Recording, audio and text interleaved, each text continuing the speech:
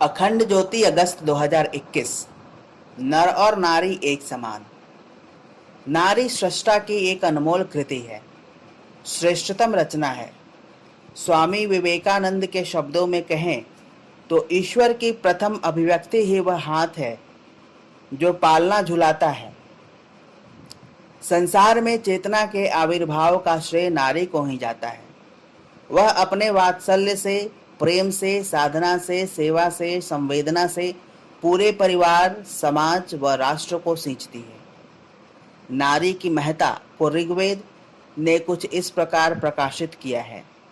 उषा के समान प्रकाशवती, हे राष्ट्र की पूजा योग्य नारी, तुम परिवार और राष्ट्र में सत्यम शिवम सुंदरम की अरुण कांतियों को छिटकती हुई आओ।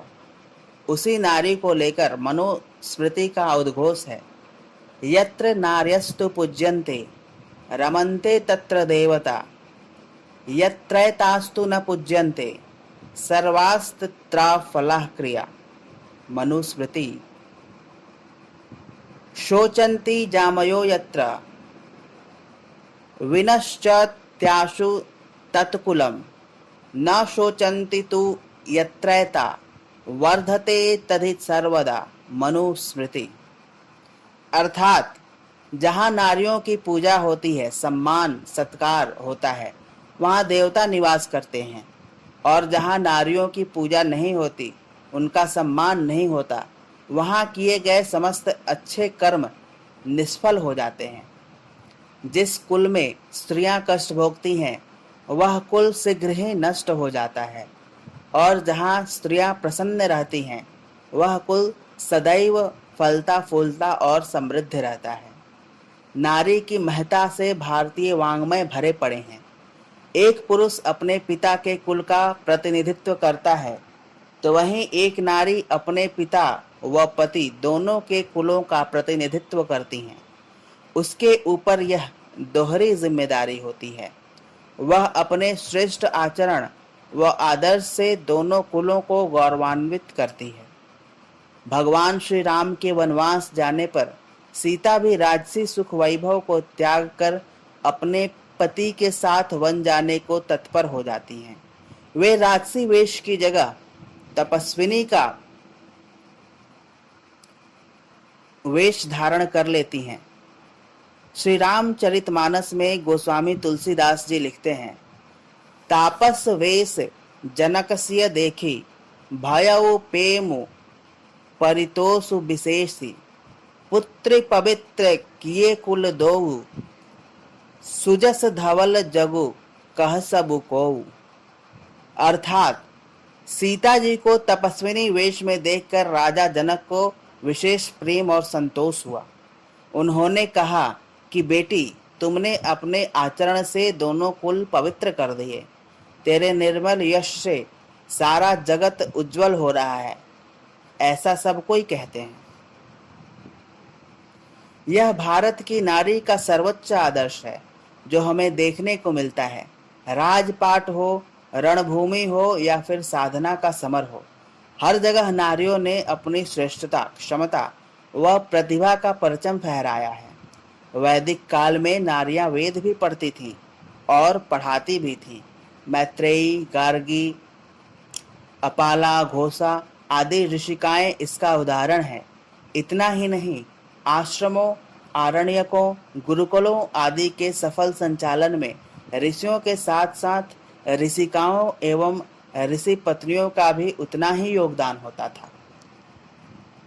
वर्तमान समय में भी आध्यात्मिक आश्रमों को देखें तो श्री रामकृष्ण परमहंस के साथ माँ शारदा मणि, महर्षि अरविंद के साथ श्री माँ, पूज्य गुरुदेव के साथ परम वंदनीय माता जी, ऋषिकाओं व ऋषि पत्नियों का उन आश्रमों के द्वारा संचालित आध्यात्मिक, सामाजिक, सांस्कृतिक कार्यक्रमों को विस्तार देने में अविस्मरणीय योगदान रहा है। भारत के स्वाधीनता आंदोलन में कस्तूरबा बाई सदैव महात्मा गांधी की छाया बनकर पग पग पर उनका साथ देती रहीं। भारत के स्वतंत्रता संग्राम में रानी लक्ष्मीबाई जैसी अगणित वीरांगनाओं की वीरता के बारे में कौन नहीं जानता। क्रांतिकारियों के बीच दुर्गा भाभी के नाम से मशहूर दुर्गा देवी के योगदान को भला कैसे भुलाया जा सकता है। यही वे साहसी महिला थीं जिनका घर भगत सिंह, सुखदेव और राजगुरु जैसे क्रांतिकारियों के लिए आश्रय स्थली था। वे सारे क्रांतिकारी अंग्रेज सिपाहियों और अधिकारियों के नज़र से बचे रहने के लिए इन्हीं दुर्गा देवी के घर में शरण व भोजन पाते थे। जो पैसे उनके पति उनके बुरे समय के लिए छोड़ गए थे, वह भी उन्होंने इन क्रांतिकारियों को दे दिए थे। अपने 3 साल के बेटे के साथ लेकर इस साहसी महिला ने भगत सिंह और राजगुरु को अपने परिवार का नौकर बताकर अंग्रेज सिपाहियों के नज़रों से बचाया था और ये तीनों लखनऊ के लिए ट्रेन में बैठ गए थे। ऐसी असंख्य नारियों ने भारत के स्वतंत्रता आंदोलन को गति प्रदान की थी। भारत की बेटी सती सावित्री ने तो अपने तप बल से मृत्यु के देवता यम की आंखों में आंखें डालकर उन्हें अपने पति सत्यवान के प्राण को वापस करने को विवश कर दिया था। वस्तुतः नारी कोई अबला नहीं बल्कि सबला है। नारी उतनी ही साहसी और समर्थ है जितना कि पुरुष। नारियों ने अवसर मिलने पर समय समय पर अपने अदम्य साहस व शक्ति का परिचय बखूबी दिया है। वस्तुतः नर और नारी मनुष्य के ये 2 रूप हैं। मनुष्य ईश्वर का अंश है, अस्तु नर की तरह नारी भी उतनी ही सामर्थ्यवान है जितना कि पुरुष। आत्मा न तो नर है न ही नारी। नर और नारी का शरीर तो आत्मा का आवरण मात्र है। वस्तुतः नर और नारी आत्मिक तल पर एक ही हैं। इसलिए कहा गया है, नर और नारी एक समान। नर और नारी में कोई भेद नहीं। इस संबंध में मनुस्मृति ने क्या खूब कहा है, द्विधा कृत्वात्मनो देहमर्धेन पुरुषो भवत् अर्ध्रेन नारी तस्ताम स विराजमसृज प्रभु। अर्थात हिरण्यगर्भ ने अपने शरीर के 2 भाग किए, आधे से पुरुष और आधे से स्त्री का निर्माण हुआ। कहने का तात्पर्य यह है कि दोनों में तत्वतः कोई भेद नहीं।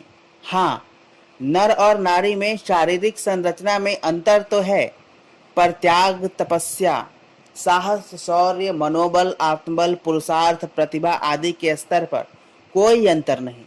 नारी शक्ति है। शक्ति के बिना शिव भी शव समान है। शिव का अर्धनारीश्वर रूप भी इसी बात का द्योतक है कि नर और नारी में कोई भेद नहीं, बल्कि तत्वतः दोनों एक ही हैं।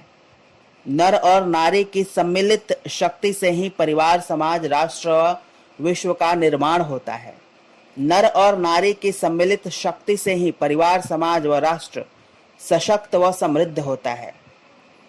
नारी शक्ति की उपेक्षा कर, उसे कमजोर कर, उसे विकास के अवसर से दूर कर कोई भी परिवार, समाज व राष्ट्र सशक्त व समर्थ नहीं हो सकता।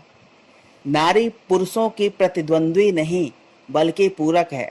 दुर्भाग्यवश नारियों को लेकर समय समय पर समाज में उपजे दकियानूसी विचारों व मूढ़ मान्यताओं के कारण नारियों के मनोबल, आत्मबल को कमजोर करने का कुत्सित प्रयास किया जाता रहा।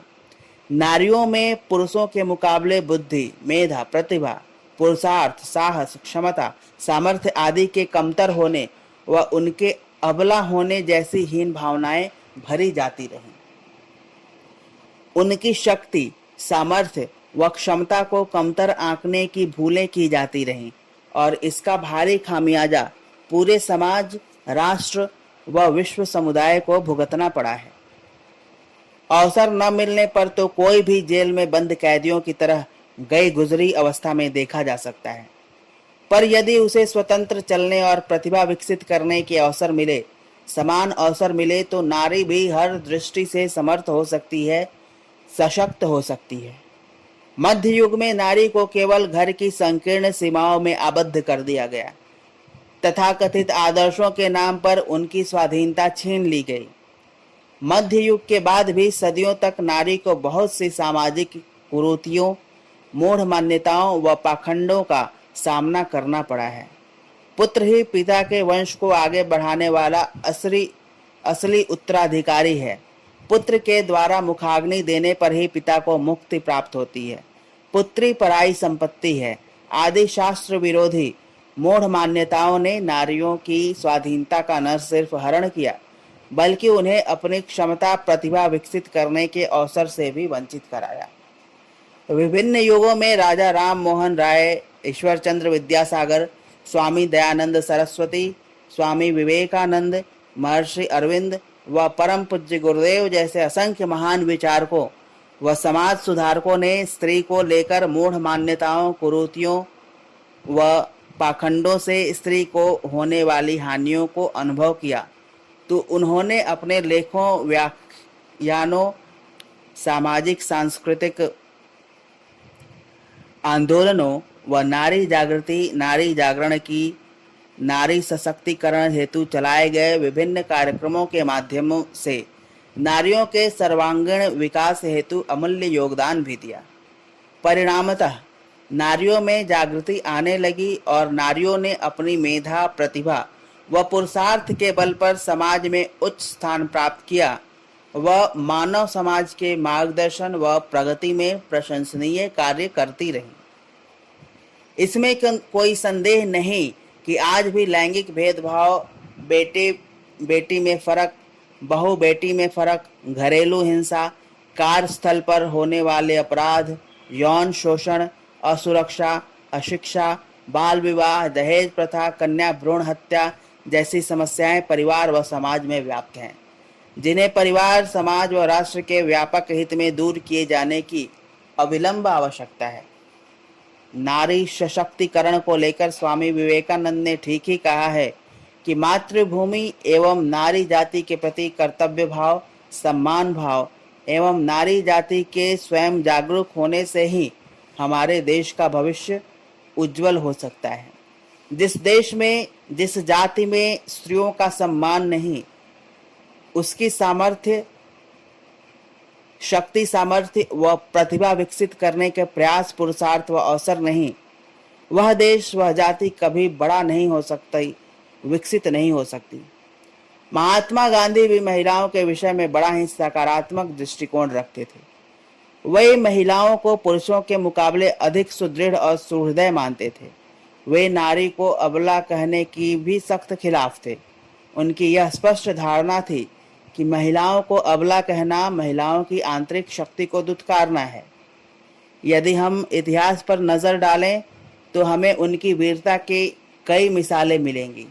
महिलाएं अपनी शक्ति, सामर्थ्य, प्रतिभा, पुरुषार्थ व आध्यात्मिक अनुभूति के बल पर देश का रूप बदल सकती हैं। वहीं नारी जागरण, नारी सशक्तिकरण के लिए भगीरथ प्रयास, पुरुषार्थ करने वाले परम पूज्य गुरुदेव का स्पष्ट मत है कि विश्व की आधी आबादी नारी है। आधी आबादी व बच्चे नारी के ही साथ हैं। यदि उनकी स्थिति गई गुजरी रही तो समाज अपंग जैसी स्थिति में रह जाएगा। समाज को अपंगता की स्थिति से बचाने हेतु नारी जागरण, नारी सशक्तिकरण आवश्यक है। नारी जागरण का तात्पर्य यही है कि नारी अपनी शक्ति को पहचाने, अपनी क्षमता व दिव्यता को पहचान कर उसे पाने व बढ़ाने हेतु प्रयासरत हो एवं उसमें पुनः प्रतिष्ठित हो। नारी की क्षमताओं से, संवेदना से परिवार, समाज व राष्ट्र लाभान्वित हो। नारी जागरण, नारी सशक्तिकरण के 4 अध्याय हैं: शिक्षा, स्वास्थ्य, स्वावलंबन और संस्कार। नारी शिक्षित हो, साथ ही संस्कारवान हो, नारी स्वस्थ हो तथा स्वावलंबी भी। इसके साथ ही वह दूसरे को भी शिक्षित, स्वस्थ, स्वावलंबी व संस्कारी बनाने हेतु सक्षम बने। प्रबुद्ध नारियां आगे आएं और सृजन का शंख बजाएं।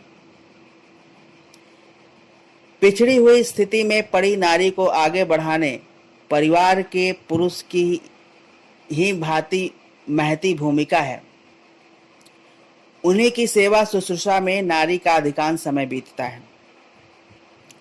दूसरी ओर उसके समर्थ होने की स्थिति को पुरुष अपने लिए खतरा नहीं वरन गर्व का विषय समझे एवं उसके प्रति अपनी सद्भावना का परिचय देते हुए नारी को समुन्नत बनाने का प्रयत्न करें। यह उच्च कोटि का परमार्थ है और सद्भाव भरा प्रायश्चित भी। परमार्थ इसलिए कि नारी जैसी सृजन शक्ति को समर्थ बनाना समाज के सिंचन पोषण हेतु किया जाने वाला ही कर्म है, और प्रायश्चित इसलिए कि पुरुष की अहमन्यता और संकीर्णता के कारण ही नारी विकास के अवसर से वंचित होकर पिछड़ी रही है। अस्तु, महिलाओं को आगे आने में उनका सहयोग करें। घर में बेटे बेटी को समान रूप से शिक्षित, संस्कारी व स्वावलंबी बनाने का प्रयास पुरुषार्थ करें। बेटे बेटी में फर्क कैसा, बहू बेटी में फर्क कैसा? निस्संदेह बिना नारियों की तरक्की और सशक्तिकरण के देश की तरक्की संभव नहीं। सशक्तिकरण के से तात्पर्य किसी व्यक्ति की उस क्षमता से है जिससे उसमें वह योग्यता आ जाती है जिससे वह अपने जीवन से जुड़े सभी निर्णय स्वयं ले सके।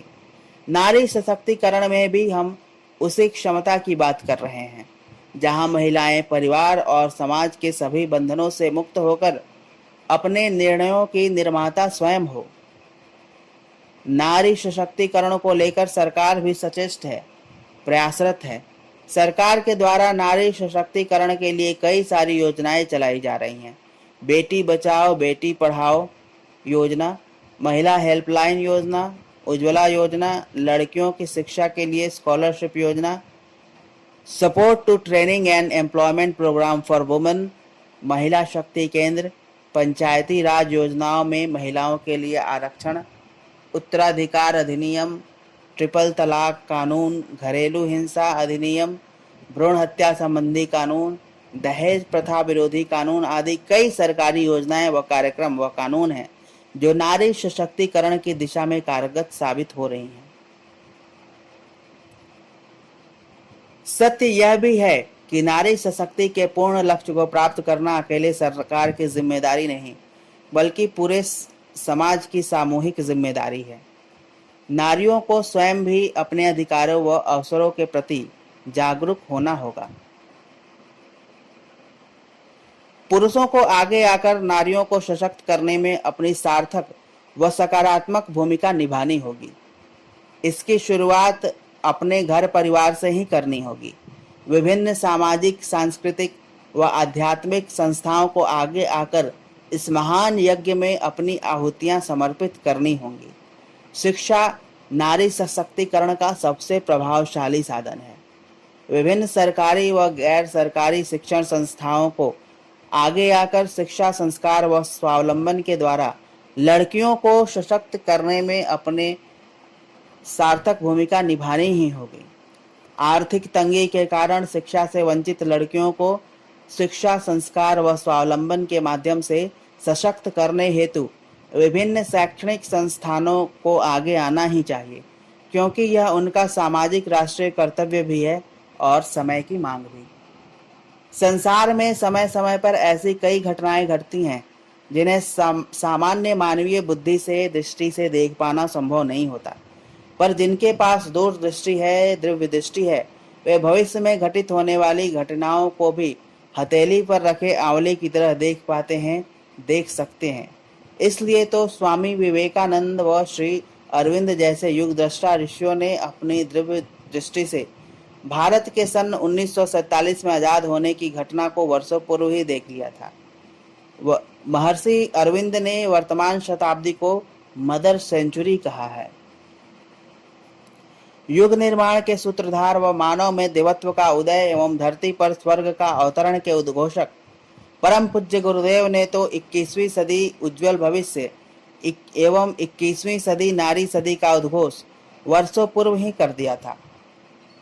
उनका यह स्पष्ट उद्घोष है कि 21वीं सदी महापरिवर्तनों की वेला है। इन दिनों हम सब संक्रमण काल से गुजर रहे हैं एवं सूक्ष्म जगत में नियंता व विधि व्यवस्था बनाने में जुटा है, जिसमें सारी धरती का भाग्य नए सिरे से लिखा जा रहा है। महाकाल का लक्ष्य है सतयुग की वापसी। इस सतयुग में नारी का खोया वर्चस्व उसे नए सिरे से प्राप्त होगा। वह स्वयं उठेगी, अवांछनीयताओं के बंधन से मुक्त होगी एवं ऐसा कर गुजरने में समर्थ होगी जिससे उज्जवल भविष्य की गतिविधियों को समुचित प्रोत्साहन मिलेगा। 21वीं सदी को महाकाल ने नारी सदी घोषित किया है। अब तक दुनिया में पुरुष प्रधान समाज था, उसकी व्यवस्था परम सत्ता ने देख ली। अब दायित्व नारियों को सौंपने का मन है। इसी कारण से पिछले कुछ वर्षों में नारी जाति उन क्षेत्रों में भी बड़ी तेजी से आगे बढ़ी है जहां पुरुषों का एकाधिकार था। अब नारी का अभ्युदय अवश्यम भावी है। यह बिल्कुल वैसा ही है जैसे पतझड़ के बाद वसंत का आगमन होता है। आग उगलती भीषण गर्मी के कारण और भीषण गर्मी के बाद घटाटोप बरसाने वाली वर्षा आ धमकती है और जल जंगल एक कर देती है। फिर देखते ही देखते धरती पर हरियाली की एक नूतन व मखमली चादर बिछ जाती है। इतने बड़े परिवर्तन कर सकना मानवीय प्रयत्नों के लिए भले ही कठिन हो, पर उस नियंता के लिए तो सब कुछ संभव है जिसने इतनी विचित्रताओं से भरा पूरा ब्रह्मांड रचकर रख दिया। आज वैश्विक समाज में जिस प्रकार महिला अधिकारों को लेकर अनुकूल वातावरण निर्मित हो रहे हैं, विभिन्न रूपों में नारी जागरण के शंखनाद हो रहे हैं। वर्तमान समय में नारियां एक सुयोग्य गृहिणी के होने के साथ साथ जिस प्रकार राजनीति, धर्म, कानून, खेल, उद्योग, व्यापार, न्याय, राजनीति, चिकित्सा, विज्ञान, अंतरिक्ष की यात्रा, शासन प्रशासन, परिवहन, रक्षा, सुरक्षा आदि विभिन्न क्षेत्रों में अपनी उपस्थिति दर्ज करा रहे हैं, जिस प्रकार कामयाबी के नित नए कीर्तिमान गढ़ रही हैं, पुरुषों की सहायक व प्रेरक बन रही हैं, अपने अंदर निहित शक्तियों को जानने लगी हैं, जिस प्रकार समाज में उनकी प्रतिष्ठा बढ़ी है वो सचमुच काबिले तारीफ है। आज विभिन्न परीक्षाओं में मेरिट लिस्ट में लड़कियां बाजी मार रही हैं। हर क्षेत्र में नारियां अपनी मेधा, प्रतिभा व पुरुषार्थ का परचम फहराने लगी हैं। इसे देखते हुए 21वीं सदी उज्जवल भविष्य व 21वीं सदी नारी सदी की संभावना सचमुच साकार होती दिख रही है। नर और नारी में भेद मिटने लगे हैं, साथ ही नर और नारी एक समान की सच्चाई को स्वीकार किया जाने लगा है। यह वास्तव में परिवार, समाज, राष्ट्र व विश्व के लिए शुभ है, मंगल है, कल्याणकारी है। समाप्त।